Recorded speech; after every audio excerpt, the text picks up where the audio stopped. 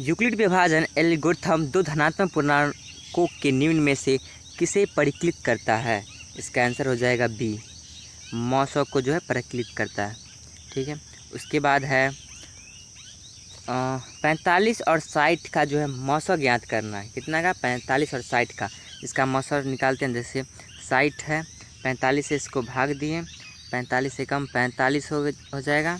उसके बाद बचा 15, 15 जो है भाग देंगे तो पता दिया 45 कट जाएगा, 15 इसका राइट आंसर हो जाएगा। ठीक है, ऑप्शन नंबर डी। उसके बाद है एक अशून्य परमेय संख्या और अपरमेय संख्या का गुणनफल क्या होगा? हमेशा जो है अपरमेय ही होगा। ठीक है, उसके बाद है किसी धनात्मक पूर्णांक q के लिए प्रत्येक धनात्मक विषम पूर्णांक का रूप होता है। क्या होता है? सी, पी क्यू प्लस में 1 होता है। धनात्मक का क्या होता है? पी क्यू प्लस में 1 होता है।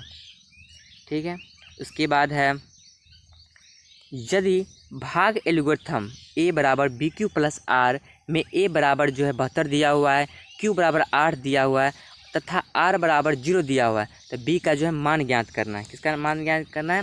b का। चलिए देखते हैं। a बराबर कितना दिया हुआ है? 72। क्या दिया हुआ है? 72 बराबर। b का मान कितना दिया हुआ है? b का मान जो है नहीं दिया हुआ है, पूछा है। उसके बाद q का मान कितना दिया हुआ है? 8 दिया हुआ है। प्लस में जो है r कितना दिया हुआ है? 0। ठीक है, ये कितना हो जाएगा? b 8 भी होगा और ये 72, ये 72 इधर आएगा, बट्टा में 8 बराबर जो है b। क्या मरतबे कर जाएगा? ये 9 मरतबे, 9 8 72। ऑप्शन नंबर ए जो है इसका राइट आंसर होगा। ठीक है, उसके बाद है यदि इसका पेंसिल छोटा करते हैं। यदि भाग एल्गोरिथम a बराबर बी क्यू प्लस आर में b का मान दिया हुआ है, q का मान दिया हुआ है, r का मान दिया हुआ है, तो a का मान जो है निकाल लेंगे। फार्मूला पर जो है बैठाइए। a बराबर जो है बी क्यू प्लस से कितना होता है? r होता है। b कितना दिया हुआ है? 61 दिया हुआ है। और q कितना दिया हुआ है? 21 दिया हुआ है। और r कितना r दिया हुआ है? 32, हाँ दिया हुआ है। a का मान पूछा है। 21 और 61 को और गुना करेंगे तो कितना होता है? 1647 होगा। और प्लस में जो है ये वाला 32, कितना हो जाएगा? 16 7 9। Answer number A, option number A इसका राइट आंसर होगा। ठीक है, उसके बाद है 7वां नंबर क्वेश्चन है यदि भाग एल्गोरिथम a बराबर बी क्यू प्लस आर बराबर b बराबर दिया हुआ है, q बराबर दिया हुआ है, r बराबर दिया हुआ है, तो a का जो है मान पूछा है, तो हम क्या निकाल देंगे? इसका आंसर हो जाएगा, क्या हो जाएगा? b 21। आप निकाल के इसको देख लीजिएगा। ठीक है, इस पर निकालने में थोड़ा दिक्कत हो रहा है।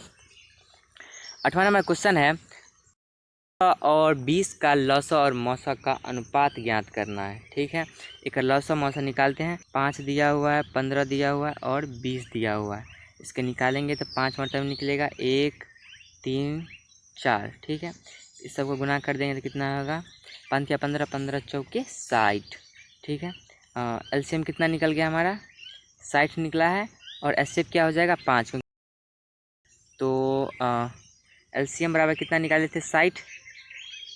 एलसीएम बराबर जो है एलसीएम बराबर कितना निकाले थे?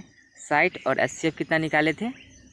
5। ठीक है, और अनुपात जब निकालते हैं सबसे पहले क्या दिया हुआ है? लौसा दिया हुआ है, तो लौसा को ऊपर में रखेंगे या मौसा को नीचे में? लौसा दिले है 60 निकाले हैं और मौसा दिया हुआ है 5। क्या मरतब कट जाएगा?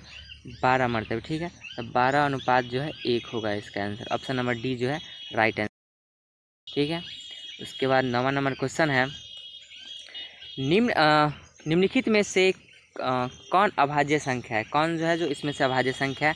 ऑप्शन नंबर बी, 23 जो है क्या है? अभाज्य संख्या है। ठीक है, इसके बाद है दो लगातार संख्याओं का मौसक क्या होगा? दो लगातार जब संख्या निकालेंगे तो उसका मौसक कितना होगा? 1 होगा, यानी जो है ऑप्शन नंबर बी